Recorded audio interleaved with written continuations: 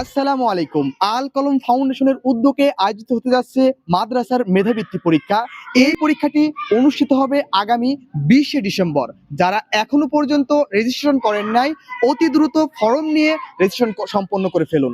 এই পরীক্ষায় যারা অংশগ্রহণ করবে, পঞ্চম থেকে ষষ্ঠ শ্রেণীর যে শিক্ষার্থীরা অংশগ্রহণ করবে তাদের জন্য রয়েছে, যারা প্রথম হবে তারা ৬,০০০ টাকা পুরস্কার পাবে এবং সাথে সনদ, ক্রেস্ট, অন্যান্য আরো পুরস্কার থাকবে।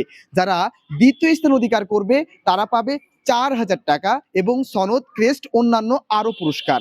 এবং তৃতীয় স্থান যারা অধিকার করবে তারা পাবে ২,০০০ টাকা সহ অন্যান্য আরো পুরস্কার। শুধু কি প্রথম, দ্বিতীয়, তৃতীয় এরাই পুরস্কার পাবে? না, এখানে একসাথে তৃতীয়র পর থেকে চতুর্থ থেকে ১৫তম যারা হবে তারা প্রত্যেকেই নগদ অর্থ সহ অন্যান্য আরো পুরস্কার তারা জিতে নিতে পারবে। তাই আজই আপনার সন্তানের এই বৃত্তি পরীক্ষায় অংশগ্রহণ করানোর জন্য রেজিস্ট্রেশন করে ফেলুন। এবং প্রথম শ্রেণী থেকে চতুর্থ শ্রেণী পর্যন্ত যারা এই পরীক্ষায় অংশগ্রহণ করবে তাদের মধ্য থেকে যারা প্রথম হবে তারা পাবে ৪,০০০ টাকা, যারা দ্বিতীয় স্থান অধিকার করবে তারা পাবে ৩,০০০ টাকা এবং যারা চতুর্থ স্থান অধিকার করবে তারা পাবে ২,০০০ টাকা সহ অন্যান্য আরো পুরস্কার। তাই আপনার সন্তানকে অবশ্যই আমাদের এই মেধাবৃত্তি পরীক্ষায় অংশগ্রহণ করান।